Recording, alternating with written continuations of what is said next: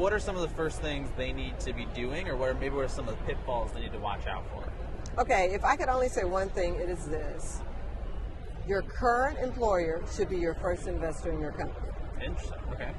Because what you want to do is you want to dig the well before you need the water. So while you're on a salary, while you have access to training, and you have stability in terms of keeping yourself going, right? Because you got direct deposit. Then at that point, I want you to see your company as being the first investor in your new company. And before you launch, I want you to do all the things necessary to build tools and supports for you. For example, even if you're bootstrapping, which means that you're going to start off with your own money, at some point for your business to grow, you're going to have to infuse it with capital. Sure. Otherwise, what happens is you end up with a hobby that never grew up. Yeah.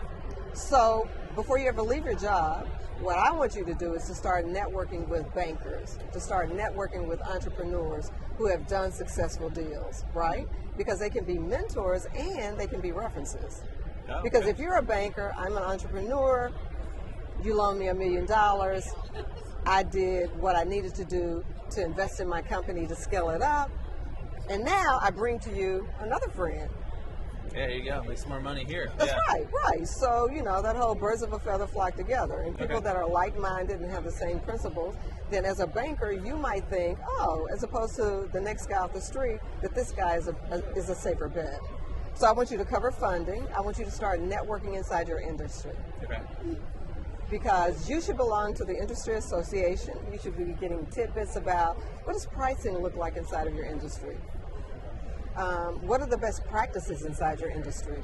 If there's equipment, who are the top vendors for equipment when you get ready to launch this business? And then the third leg on this stool is, I want you to start really understanding who your customer is. Sure. I've done loads and loads of research with entrepreneurs over the years, and many times I'll say, so who's your customer? And they'll say, everyone's my customer. This is such a great product. Okay, rarely true. Everyone is not your customer. Sure. So you need to understand who your customer is, and you need to start looking, if you're selling retail, go to the shelf. See who your competition would be. See what the pricing is, what the packaging is, where that product would be located on the shelf, and the nuances of that. Get to know your customer deeply. Gotcha. All right. Well, that's great that advice. will give you a jump start.